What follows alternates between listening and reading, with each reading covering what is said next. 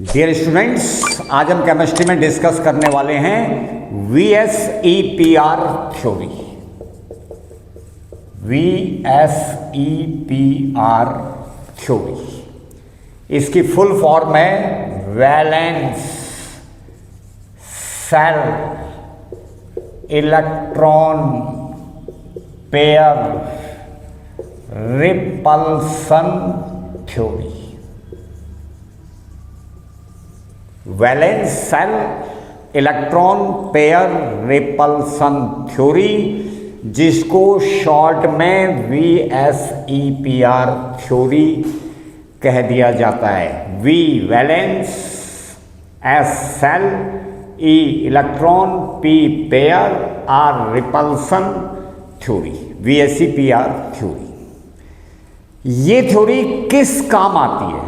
ये theory poly atomic covalent molecules की geometry क्या होगी इसे बताती है। इससे पहले एक थ्योरी होती है VBT वैलेंस बॉन्ड थ्योरी, वो कोवैलेंट बॉन्ड कैसे बनता है ये बताती है। लेकिन VBT valence bond theory covalent molecules की ज्योमेट्री के बारे में कोई प्रिडिक्शन नहीं करती। तो कोवैलेंट मॉलिक्यूल्स, खासतौर पे पॉली एटॉमिक कोवैलेंट मॉलिक्यूल्स की ज्योमेट्री क्या होगी वो इस थ्योरी के अंदर पता चलेगा। ये थ्योरी, ये दो साइंटिस्ट सिडविक एंड पॉवेल, इन्होंने दी 1940 में, और इसके बाद इस थ्योरी को थोड़ा मॉडिफाइड किया नाइहॉल एंड गिलेस्पी, इन दो साइंटिस्ट ने, और ये किया 1958 के अराउंड। तो VSEPR theory valence shell electron pair repulsion theory, ये थ्योरी हमें बताएगी कोवैलेंट मॉलिक्यूल्स, खासतौर पे पॉली एटॉमिक कोवैलेंट मॉलिक्यूल्स की ज्योमेट्री क्या होगी। ये थ्योरी किन्होंने दी? सबसे पहले सिडविक एंड पॉवेल, इन्होंने दी 1940 में, और उसके बाद थ्योरी को थोड़ा मॉडिफाई किया नाइहॉल एंड गिलेस्पी ने 1958 में। ये थ्योरी क्या कहती है? तो इसको हम पॉइंट वाइज पढ़ेंगे। सबसे पहला पॉइंट, इसके हर पॉइंट को समझेंगे ढंग से। पहला पॉइंट, कोई भी जो कोवैलेंट मॉलिक्यूल होता है उसमें एक सेंट्रल एटम होता है। मैंने अभी बोला पॉली एटॉमिक मॉलिक्यूल्स की ज्योमेट्री के लिए ये थ्योरी दी जाती है। पॉली एटॉमिक जो भी मॉलिक्यूल्स होंगे उनमें एक सेंट्रल एटम होगा।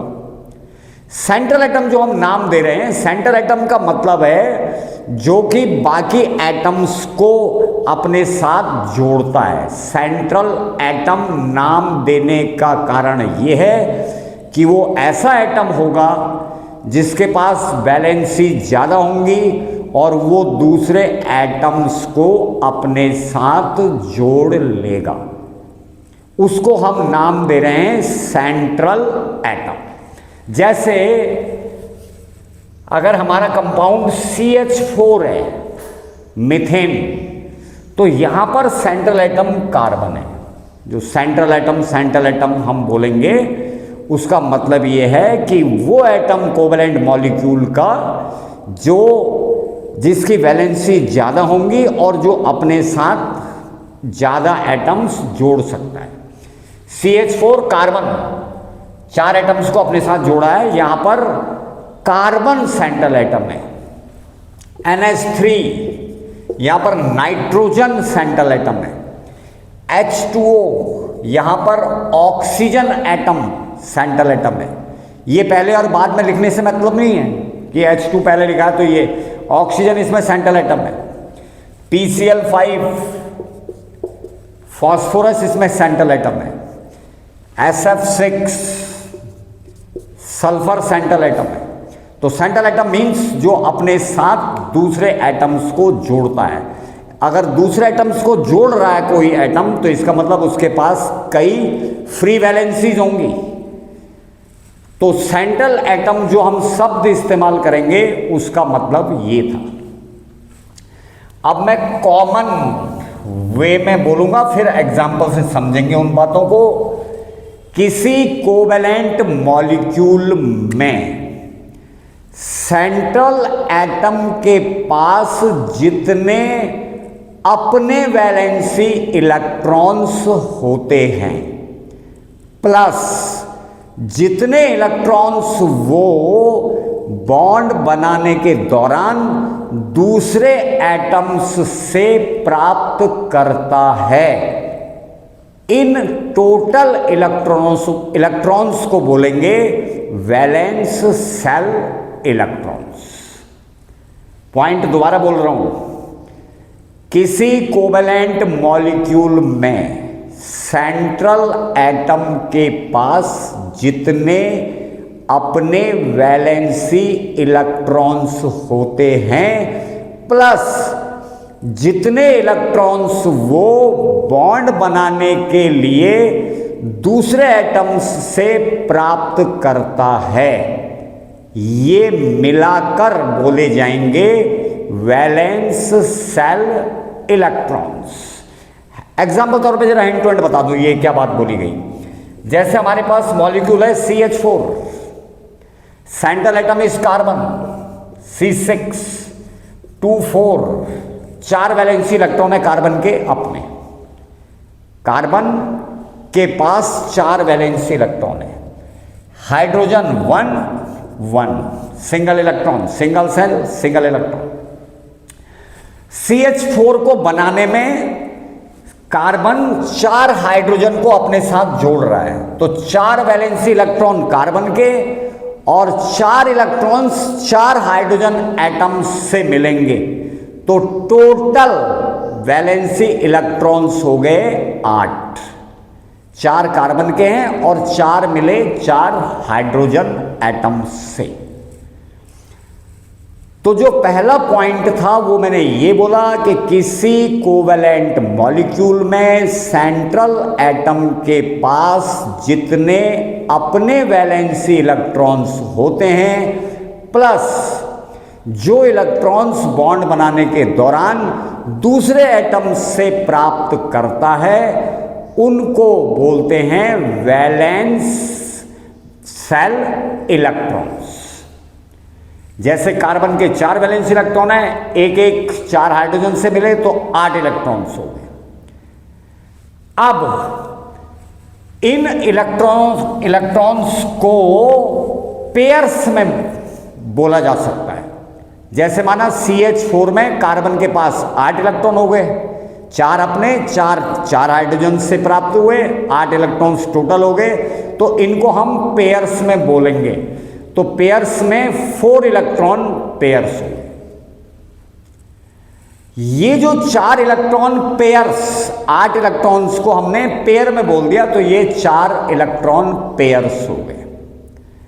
ये जो 4 इलेक्ट्रॉन पेयर्स हैं, यहां पर तो 4 हैं जनरल में, अब पॉइंट को जनरल बोल रहा हूं। किसी कोवेलेंट मॉलिक्यूल में सेंट्रल एटम के पास जितने अपने वैलेंसी इलेक्ट्रॉन्स होते हैं प्लस जो इलेक्ट्रॉन्स वो दूसरे एटम से बॉन्ड बनाने के दौरान प्राप्त करता है वो बोले जाते हैं वैलेंस सेल इलेक्ट्रॉन्स। और इन वैलेंस सेल इलेक्ट्रॉन्स को पेयर्स में बोला जा सकता है। माना 8 इलेक्ट्रॉन्स हुए टोटल तो 4 पेयर्स हैं, कहीं पे 6 इलेक्ट्रॉन्स टोटल हुए तो 3 पेयर हैं, 4 इलेक्ट्रॉन्स टोटल होंगे तो 2 पेयर हैं, 10 इलेक्ट्रॉन्स टोटल होंगे तो 5 पेयर हैं, 12 इलेक्ट्रॉन्स टोटल होंगे तो 6 पेयर हैं। इनको हम पेयर्स में बोल सकते हैं, वैलेंस शेल इलेक्ट्रॉन पेयर्स। यहां तक बात पहुंच चुकी है। अब जो ये इलेक्ट्रॉन पेयर्स होते हैं, इनमें सभी बॉन्ड पेयर्स हो सकते हैं या कुछ बॉन्ड पेयर्स और कुछ लोन पेयर्स हो सकते हैं। अब यहां पर जो ये शब्द आया लोन पेयर्स, लोन पेयर्स का मतलब होता है, स्पेलिंग ध्यान रखें, LONE है, लोन पेयर्स। एक LOAN होता है, जैसे बैंक से लोन लेते हैं। लोन पेयर्स का मतलब होता है होते ये वैलेंसी इलेक्ट्रॉन्स हैं, लेकिन ये बॉन्ड फॉर्मेशन में पार्टिसिपेट नहीं करते, या ऐसा बोल सकते हैं कि इनके बॉन्ड फॉर्मेशन में जरूरत नहीं पड़ी। ये बोले जाते हैं लोन पेयर्स या नॉन बॉन्डिंग इलेक्ट्रॉन पेयर्स। तो जो सेंट्रल एटम के पास total valence shell electron pairs हैं, उनमें सभी बॉन्ड पेयर्स हो सकते हैं या कुछ बॉन्ड पेयर्स एंड कुछ लोन पेयर्स हो सकते हैं। जैसे ये मैं एग्जांपल अभी बता दूं, अभी जैसे हमने कार्बन का एग्जांपल बोला था, CH4 carbon 6 2 4 valency electrons, hydrogen single electron. CH4 बनाने में कार्बन के अपने 4 वैलेंसी इलेक्ट्रॉन और 4 हाइड्रोजन के साथ के पास बॉन्ड बनाकर तो 4 हाइड्रोजन एटम से इलेक्ट्रॉन प्राप्त हुए। टोटल 8, इनको पेयर में बोलेंगे तो 4 पेयर्स। ये चारों पेयर बॉन्ड पेयर्स हैं, क्योंकि ये बॉन्ड बनाने में पार्टिसिपेट कर रहे हैं। तो कार्बन के पास जो 4 बॉन्ड पेयर्स हैं, ये चारों बॉन्ड पेयर्स हैं, क्योंकि चारों बॉन्डिंग में पार्टिसिपेट कर रहे हैं। लेकिन अगर हम अमोनिया की बात करें, यहां पर सेंट्रल एटम है nitrogen, atomic number 7 2 5 valency electrons, यहां पर 3 हाइड्रोजन जुड़ रहे हैं। तो टोटल अमोनिया में भी सेंट्रल एटम नाइट्रोजन के पास 8 इलेक्ट्रॉन है, 5 अपने, 3 हाइड्रोजन से मिलेंगे, 4 पेयर हैं। लेकिन यहां पर क्या सिचुएशन है, नाइट्रोजन के अपने 5 हैं, इनको मैंने क्रॉस करके नोट कर लिया। ये सिंपल वे में समझाने के लिए बोला जा रहा है। एक इलेक्ट्रॉन का शेयर कर दिया इसने, ये शेयरिंग हो गई इलेक्ट्रॉन्स की। बहुत कैजुअल वे में बोल रहा हूँ, ओवरलैपिंग होता है, डिटेल थ्योरी है, उसके लिए VVT होती है। फिलहाल सिंपल वे में समझने के लिए ये है। ये क्रॉस जो इलेक्ट्रॉन है ये नाइट्रोजन के हैं, 5 हैं, 2 3 4 5, 3 हाइड्रोजन के, मतलब 3 हाइड्रोजन एटम्स के साथ सिंगल बॉन्ड्स बना रहा है ये। तो ये शेयरिंग हो गए। तो यहां पर हम देख रहे हैं ये बॉन्ड पेयर है, क्योंकि ये बॉन्डिंग में शामिल। अब 8 इलेक्ट्रॉन 4 जोड़े, यहां पर भी 8 इलेक्ट्रॉन्स हैं, पेयर्स 4 हैं। तो एक पेयर ये बॉन्ड पेयर है, ये बॉन्डिंग में शामिल है, जोड़ा तो बॉन्ड पेयर, ये भी बॉन्ड पेयर, लेकिन ये लोन पेयर है, क्योंकि ये बॉन्डिंग में डायरेक्ट पार्टिसिपेट नहीं कर रहा है। तो इसको बोलते हैं लोन पेयर। वाटर मॉलिक्यूल ले लो, H2O, oxygen atomic number 8 2 6, valence electron 6, 2 H atom को ये अपने साथ जोड़ेगा। ये अभी रफ डायग्राम है। ऑक्सीजन 6 इलेक्ट्रॉन, ये है 6 इलेक्ट्रॉन, एक हाइड्रोजन के साथ, हाइड्रोजन का सिंगल इलेक्ट्रॉन होता है, इसके साथ शेयरिंग हो गया। तो ये यहां इसमें भी 8 इलेक्ट्रॉन है टोटल, मींस 4 जोड़े हैं। तो ये जो 2 जो बॉन्डिंग में पार्टिसिपेट कर रहे हैं 2 पेयर, इनको बोलते हैं बॉन्ड पेयर्स, और इसमें 2 लोन पेयर हैं। ये 2 हैं लोन पेयर। मीथेन में सेंट्रल एटम कार्बन के पास चारों, ये बॉन्ड पेयर है। नाइट्रोजन में 3 बॉन्ड पेयर है, एक लोन पेयर है। H2O में NH3 जो है, पहले NH3 उसमें जो नाइट्रोजन एटम है उसमें 3 बॉन्ड पेयर, एक लोन पेयर। H2O ऑक्सीजन के पास 2 lone pair, 2 bond pair.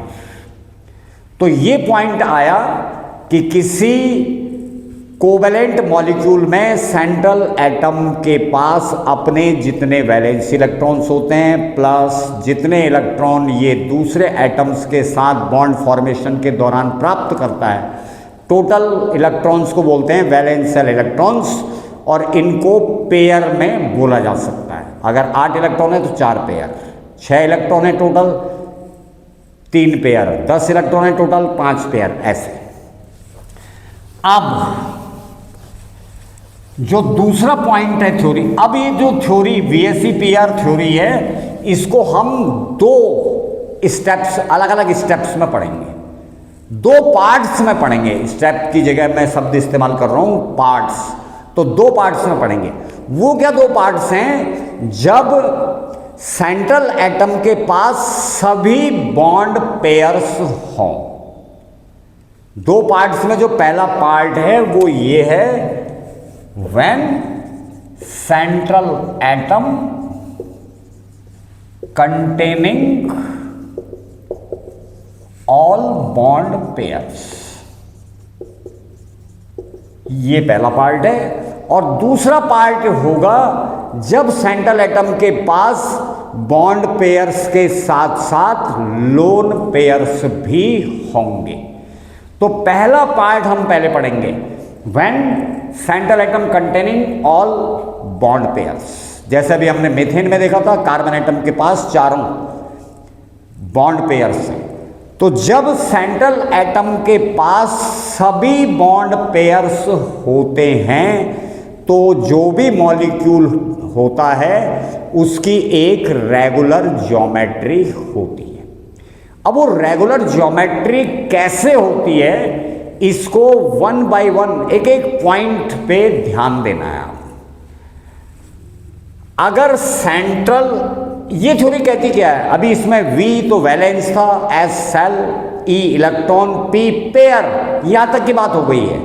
Valence shell electron pair, central atom के पास अपने जितने वैलेंस इलेक्ट्रॉन है प्लस बॉन्ड फॉर्मेशन के दौरान ये जितने इलेक्ट्रॉन प्राप्त करता है वो टोटल हो गए वैलेंस सेल इलेक्ट्रॉन्स, और इनको पेयर में बोला जा सकता है हाफ करके, वैलेंस सेल इलेक्ट्रॉन पेयर। जो अब अगला शब्द था उसमें रिपल्सन, अब इस पे ध्यान देना है। VSEPR थ्योरी कहती है कि सेंट्रल एटम के पास जो total valence shell electron pairs हैं, और यहां पर हम पहला पार्ट में बात कर रहे हैं केवल बॉन्ड पेयर्स, तो जो वैलेंस सेल इलेक्ट्रॉन पेयर्स हैं बॉन्ड पेयर्स के रूप में है यहां पर सभी अभी, तो वो स्पेस में सेंट्रल एटम के अराउंड इस प्रकार अरेंज होने चाहिए जिससे हर पेयर, जो हर 2 पेयर के बीच इक्वली मिनिमम रिपल्सन हो। तो थ्योरी के अंदर जो रिपल्सन का पॉइंट, वहां पर रिपल्सन लिखा हुआ था, valence shell electron pair repulsion. अब रिपल्सन पे ध्यान दें दोबारा। ये थ्योरी ये कहती है कि कोवेलेंट मॉलिक्यूल में सेंट्रल एटम के पास जितने भी बॉन्ड पेयर्स हैं, हम पहले पार्ट में पढ़ रहे हैं जबकि सबके सब बॉन्ड पेयर्स हैं, तो जितने भी बॉन्ड पेयर्स हैं वो सेंट्रल एटम के अराउंड स्पेस में इस प्रकार अरेंज होने चाहिए कि हर 2 पेयर्स के बीच इक्वली मिनिमम रिपल्सन, क्योंकि इलेक्ट्रॉन पेयर इन दो इलेक्ट्रॉन पेयर के बीच में ये ऑब्वियस है कि रिपल्सन होगा। तो रिपल्सन किसी सिस्टम को बनाने के लिए बेसिक पॉइंट है। थोड़ा सा फील भी करो, कोई सिस्टम अगर बनाना होता है तो अट्रैक्शन से कोई चीज बनती है, अगर रिपल्सन होगा तो रिपल्सन से चीज बिगड़ती है, डिस्ट्रक्ट होती है वैसे। लेकिन कहीं पे सिस्टम में अगर कुछ भी वजह से रिपल्सन है और उस सिस्टम को बने रहना है, तो उसके लिए रिपल्सन को मिनिमाइज करना होता है, क्योंकि रिपल्सन मैक्सिमम होगा तो फिर वो तो डिस्ट्रक्ट हो जाएगा, वो सिस्टम बन नहीं पाएगा। तो इसलिए थ्योरी का ये पॉइंट है कि जो इलेक्ट्रॉन पेयर्स हैं, यहां पर अभी बात हो रही है बॉन्ड पेयर्स की केवल, तो बॉन्ड पेयर्स स्पेस में सेंट्रल एटम के अराउंड इस प्रकार अरेंज होने चाहिए कि किन्हीं दो बॉन्ड पेयर्स के बीच, और ये किन्हीं दो का मतलब है कि हर एक दो बॉन्ड पेयर्स के बीच इक्वली मिनिमम रिपल्सन हो। इसीलिए थ्योरी का नाम है valence shell electron pair repulsion theory. अब पहला पॉइंट, थ्योरी क्या कहती है, ज्योमेट्री बताने के काम आती है। उसका मेन पॉइंट ये है कि कोवैलेंट मॉलिक्यूल में जो सेंट्रल एटम होता है उसके पास जो वैलेंसी इलेक्ट्रॉन अपने होते हैं, प्लस बॉन्ड फॉर्मेशन के दौरान जो दूसरे एटम से मिलेंगे उनको जोड़ के बोला जाएगा वैलेंस शेल इलेक्ट्रॉन्स। इनको हम हाफ करके पेयर में बोल सकते हैं, मतलब इलेक्ट्रॉन वैसे आप नहीं करने हैं लेकिन जोड़े में बोल सकते हैं कि हमारे पे 4 है तो 2 जोड़े हैं, 6 है तो 3 जोड़े हैं, 3 पेयर हैं, 8 है तो 4 पेयर है, 10 है तो 5 पेयर हैं, पेयर्स में बोल देंगे उन इलेक्ट्रॉनों को। फिर थ्योरी क्या कहती है, क्योंकि इलेक्ट्रॉन पेयर के बीच तो रिपल्सन होगा, रिपल्सन से कोई चीज़ बनती नहीं है, लेकिन यहाँ पर रिपल्सन तो है, उसको ख़त्म तो नहीं किया जा सकता, इलेक्ट्रॉन्स हैं क्योंकि वो उन्हीं से बन रहा है मॉलिक्यूल, तो रिपल्सन ख़त्म तो नहीं किया जा सकता लेकिन उसको मिनिमाइज किया जा सकता है। तो मिनिमाइज करने के लिए उनको स्पेस में इस प्रकार अरेंज करना होगा जिससे कि प्रत्येक 2 इलेक्ट्रॉन पेयर्स, मींस जो यहां पे बॉन्ड पेयर्स हैं सभी के बीच इक्वली मिनिमम रिपल्सन हो। अब पहला पॉइंट, ये यहाँ पे थोड़ा मैथमेटिक्स का भी ध्यान रखना है, ये रटने के लिए नहीं है ये। अगर सेंट्रल एटम के पास 2 बॉन्ड पेयर्स हो, अगर कोई कोवैलेंट मॉलिक्यूल है उसके सेंट्रल एटम के साथ 2 बॉन्ड पेयर हो, तो फिर वो 2, ये मैं सी यहाँ पे कार्बन के लिए नहीं लिख रहा हूं, मैं ऐसे ही एक सेंट्रल एटम लिखा, सी यहाँ पे सेंट्रल एटम को इंडिकेट कर रहा है, वो कार्बन भी हो सकता है कहीं पर। तो ये जैसे कोई सेंट्रल एटम है, यहां पर सी सेंट्रल एटम का सी लिखा हुआ है, और इसके पास अगर 2 पेयर हैं और दोनों बॉन्ड पेयर हैं, ये टोटल मिला के हैं 2 जोड़े हैं बस, तो 2 पेयर्स के बीच रिपल्सन मिनिमाइज करने के लिए ये व्यवस्था ही होगी कि दोनों को अपोजिट रखा जाए सेंट्रल एटम के अराउंड। थोड़ा सा मैथमेटिक्स ध्यान रखें, अगर किसी पार्टिकल पर या किसी पॉइंट पर कहीं पर भी 2 फोर्स लग रहे हों, F1 F2, 2 फोर्स का मतलब इसमें ये इस पे लगाएगा, ये इस पे लगाएगा, रिपल्सन होगा क्योंकि दोनों पर। अब यहाँ पे अगर थीटा एंगल है तो इनका रिजल्टेंट माना F है, तो F² इक्वल टू ये होता है F1² plus F2² plus 2F1 F2 cos theta. 2 forces अगर थीटा एंगल पे लगे हों तो उनका रिजल्टेंट इस फॉर्मूले से आता है। अब अगर ये फोर्स मिनिमम करना हो, क्योंकि यहां पे F1 F2 तो फिक्स हैं, एंगल चेंज हो सकता है, ये जो थीटा एंगल लिखा हुआ है ये चेंज हो सकता है, तो cos थीटा की मिनिमम वैल्यू होती है -1।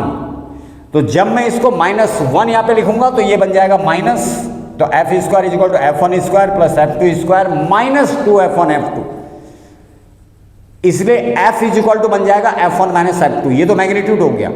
अब मैं जो बोल रहा हूं कि ये जो मिनिमाइज होगा ये फोर्स, ये 180 डिग्री पर F की वैल्यू मिनिमम आएगी, तो यहां पर हमें जो रिपल्सन है वो मिनिमाइज करना है। तो ये तभी पॉसिबल है जबकि ये दोनों इलेक्ट्रॉन पेयर, दोनों बॉन्ड पेयर्स हैं, सेंट्रल एटम के जस्ट अपोजिट हो, यानी बॉन्ड एंगल हो गया 180 डिग्री, 180 डिग्री का यहां पर बॉन्ड एंगल हो गया। तो ये ज्योमेट्री ऐसे मॉलिक्यूल की हो जाएगी लीनियर। सेकंड पॉइंट, अगर सेंट्रल एटम के पास 3 बॉन्ड पेयर्स हो, सेंट्रल एटम के पास अगर 3 बॉन्ड पेयर्स हो, तो ये तो दो फोर्सेज का रिजल्टेंट था। अगर तीन फोर्सेज कहीं पे काम कर रहे होते हैं एक ही पार्टिकल या एक ही पॉइंट पर, और उसको वो रिपल्सिव फोर्सेज है माना, तो उसको मिनिमाइज करने के लिए उनको एक इक्विलेटरल ट्रायंगल के तीन कॉर्नर्स पे रखा जाना चाहिए, तब जाके हर दो पेयर्स के बीच रिपल्सन मिनिमम होगा। अगर तीन बॉन्ड पेयर्स हैं तो उनको इस प्रकार अरेंज करना पड़ेगा। एक इक्विलेटरल ट्रायंगल मींस जिसकी तीनों साइड बराबर होती हैं, और यहां पर जो उसके तीन कॉर्नर्स पे रखेंगे और यहां पर जो एंगल बनेगा वो होगा 120 डिग्री, 120 डिग्री। तो देखो ज्योमेट्री अपने आप बन के आ रही है, मॉलिक्यूल की ज्योमेट्री हो जाएगी ट्राइगोनल, ट्राइगोनल प्लेनर, क्योंकि ये इक्विलेटरल ट्रायंगल के तीन कॉर्नर्स पे रखेंगे तभी जाके रिपल्सन मिनिमम होगा। रिपल्सन मिनिमम माने इन दो के बीच भी मिनिमम, इक्वली मिनिमम, इन दो के बीच भी मिनिमम, इन दो के बीच भी मिनिमम। अगर चार बॉन्ड पेयर्स होंगे सॉरी, तो अगर चार बॉन्ड पेयर्स होंगे तो उनको टेट्राहेड्रल के चार कॉर्नर्स, जो टेट्राहेड्रल शेप होती है उसके चार कॉर्नर्स पे रखे जाएंगे। ये सब बीपी वाला केस चल रहा है, बॉन्ड पेयर हैं सभी,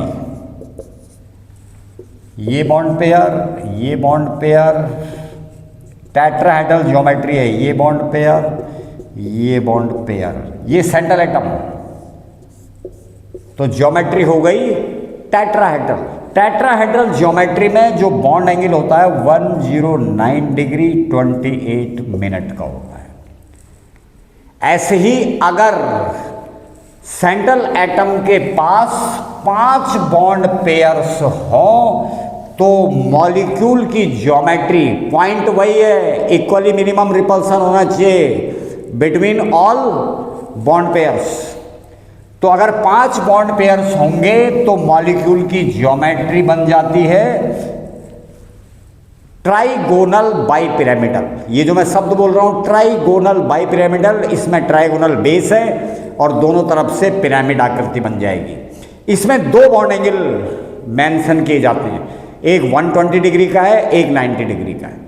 अगर 6 बॉन्ड पेयर्स होंगे सेंट्रल एटम के अराउंड तो उस केस में ज्योमेट्री बनती है ऑक्टाहेड्रल और बॉन्ड एंगल होता है उसमें 90 डिग्री। तो ये थी VSEPR theory, when central atom containing all bond pairs. अब हम डिस्कस करेंगे जब बॉन्ड पेयर्स के साथ साथ लोन पेयर्स भी होंगे। अब अगर सेंट्रल एटम के पास बॉन्ड पेयर के अलावा लोन पेयर्स भी हों तो ज्योमेट्री जो VSEPR थ्योरी के अनुसार होनी चाहिए वो थोड़ी इरेगुलर हो जाती है। मतलब वो जो शेप है या ज्योमेट्री है वो थोड़ा डिस्टोर्टेड हो जाती है।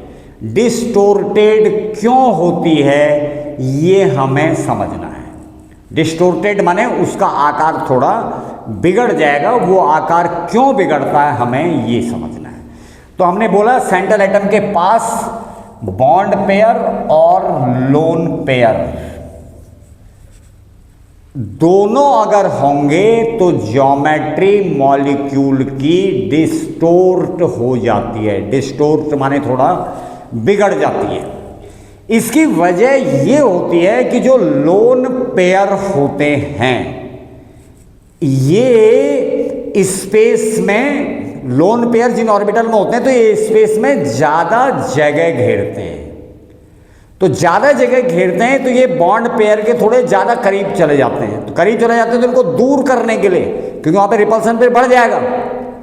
रीजन बहुत क्लियर समझ लें, बॉन्ड पेयर और लोन पेयर अगर ये दोनों एक साथ हुए, एक से ज़्यादा भी हो सकते हैं लोन पेयर, तो लोन पेयर ज़्यादा स्पेस ऑक्यूपाई करते हैं क्योंकि वो बॉन्ड में तो शामिल है नहीं, बॉन्ड में तो बंधने के बाद तो वैसे भी एनर्जी थोड़ा कम हो जाती है, लोन पेयर वाले इलेक्ट्रॉन्स की एनर्जी थोड़ा ज़्यादा भी होती है, तो ये ज़्यादा रिपल्सन लगाते हैं और हमें रिपल्सन मिनिमाइज करना है।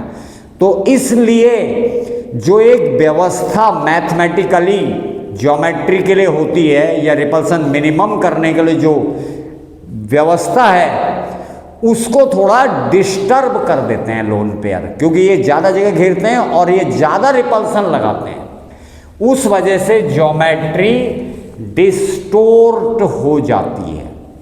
ये थोड़े यहां पे एग्जांपल से समझें। फॉर्मेशन ऑफ NH3 मॉलिक्यूल, ये एग्जांपल से समझने जरूरी है। सेंट्रल एटम इज नाइट्रोजन, दोबारा से थ्योरी फिर एग्जांपल में एक्सप्लेन की जाएगी। 7 atomic number, 2 5 valency electrons, NH3 3 hydrogen atoms, 3 hydrogen atoms हैं, तो नाइट्रोजन एटम के पास टोटल वैलेंसी इलेक्ट्रॉन, हाइड्रोजन का तो एक ही होता है, 3 हाइड्रोजन है तो 3 इलेक्ट्रॉन मिलेंगे, तो टोटल वैलेंसी इलेक्ट्रॉन्स हैं 8। नाइट्रोजन, ये भी अभी रफ डायग्राम है, 2 1 1 1 5 वैलेंसी इलेक्ट्रॉन्स हैं, NH3 एक इलेक्ट्रॉन का शेयर हो रहा है हाइड्रोजन्स के साथ। ये तो बॉन्ड पेयर है, जो बॉन्ड में शामिल हैं वो बॉन्ड पेयर है, ये बॉन्ड पेयर हो, ये बॉन्ड में शामिल नहीं है तो ये लोन पेयर है। तो जो लोन पेयर होता है वो थोड़ा स्पेस ज़्यादा घेरता है, मतलब ज़्यादा दूर तक जगह घेरता है, तो लोन पेयर ये है। इसमें 4 पेयर हैं, 1 2 3 4, लेकिन ये 4 पेयर्स, जैसे CH4 में भी 4 पेयर्स थे लेकिन उसमें सबके सब बॉन्ड पेयर्स थे, तो VSEPR थ्योरी के अनुसार अगर 4 बॉन्ड पेयर्स होते हैं, अगर 4 पेयर्स होते हैं इलेक्ट्रॉन्स के और अगर वो बॉन्ड पेयर्स होते हैं तो उनको टेट्राहेड्रली अरेंज किया जाता है। मींस टेट्राहेड्रल के 4 कॉर्नर्स पे रखते हैं तो हर 2 पेयर्स के बीच में इक्वली मिनिमम रिपल्सन आता है। लेकिन यहां पर 3 बॉन्ड पेयर्स हैं और 1 लोन पेयर है, इस वजह से ज्योमेट्री थोड़ा डिस्टर्ब हो जाती है। जैसे रेगुलर जो टेट्राहेड्रल होता है, रेगुलर टेट्राहेड्रल मींस जो उसमें बॉन्ड एंगल 109 डिग्री 28 मिनट होता है, लेकिन NH3 में बॉन्ड एंगल कॉन्ट्रैक्ट हो जाता है। अब ये तो हाथ से फिगर बन रहे हैं तो रफ फिगर होते हैं, तो यहां पर बॉन्ड एंगल 107 डिग्री का होता है, मीन्स ये कॉन्ट्रैक्ट हो गया। जबकि CH4 में जो बॉन्ड एंगल है वो 109 डिग्री 28 मिनट है, मीन्स ये भी टेट्राहेड्रल है लेकिन ये डिस्टोर्टेड टेट्राहेड्रल है, मीन्स ये थोड़ी सी आकृति बिगड़ी हुई है, डिस्टोर्टेड टेट्राहेड्रल ये है। इसमें ये डिस्टोर्टेड टेट्राहेड्रल, इसमें बॉन्ड एंगल कॉन्ट्रैक्ट हो गया। अब H2O मॉलिक्यूल लेते हैं, इसका second example H2O molecule. H2O molecule, oxygen 8 atomic number, 2 6 valency electron, hydrogen 1 electron भी 1, ऑक्सीजन 6 इलेक्ट्रॉन्स, ये हो गए, एक का शेयर हाइड्रोजन एटम्स के साथ हो रहा है, तो इसमें भी बॉन्ड पेयर, ये बॉन्ड पेयर, 2 बॉन्ड पेयर और 2 लोन पेयर, यहां पर प्रॉब्लम और ज्यादा है टोटल ये भी 8। VSEPR थ्योरी के अनुसार ज्योमेट्री होनी चाहिए थी regular tetrahedron, but 2 lone pair की प्रेजेंस में इसमें ज्योमेट्री में और ज्यादा डिस्टोर्शन आ जाता है और बॉन्ड एंगल इसमें करीब 104.5 डिग्री हो जाता है।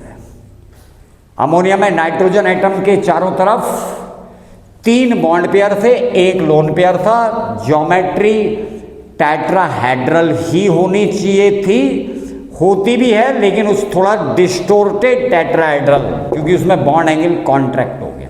ये बॉन्ड एंगल कॉन्ट्रैक्ट करना पड़ा क्योंकि जो लोन पेयर है वो ज़्यादा रिपल्सन एक्सर्ट करता है, तो इसलिए वहाँ पर ज्योमेट्री को थोड़ा डिस्टर्ब करना पड़ता है।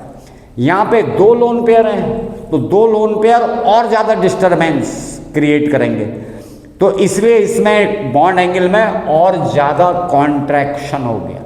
नहीं तो ये भी ज्योमेट्री टेट्राहेड्रल होनी चाहिए थी, ये भी रेगुलर टेट्राहेड्रल जिसमें कि बॉन्ड एंगल 109 डिग्री 28 मिनट होता है, बट ये रेगुलर टेट्राहेड्रल नहीं है। शेप वैसी होगी लेकिन इसमें डिस्टोर्शन है, मीन्स ये रेगुलर टेट्राहेड्रल नहीं है, डिस्टोर्टेड टेट्राहेड्रल है। इसमें बॉन्ड एंगल और ज़्यादा कॉन्ट्रैक्ट हो गया।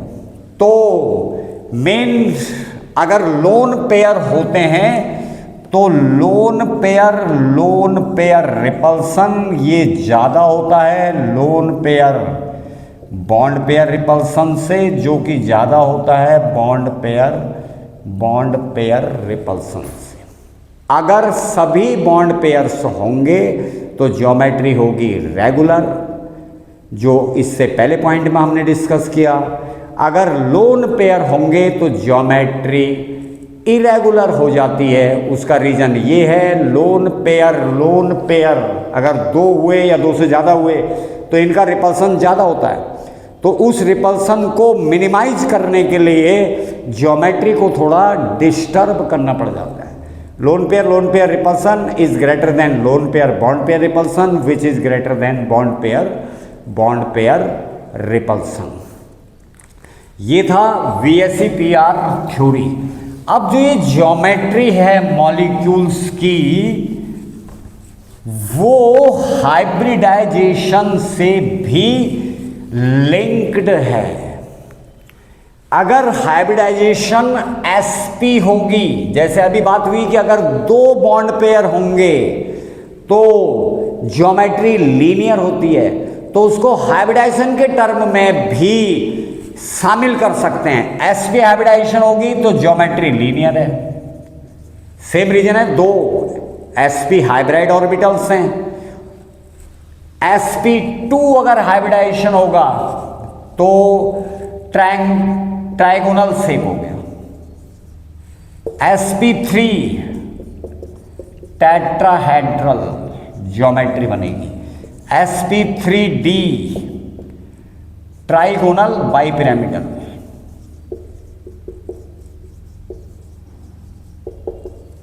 मीन्स बॉन्ड पेयर जो होंगे वहां पर 5 होंगे। एग्जाम्पल कई बार आते रहेंगे आगे जब हम पढ़ेंगे। sp3d2 octahedral.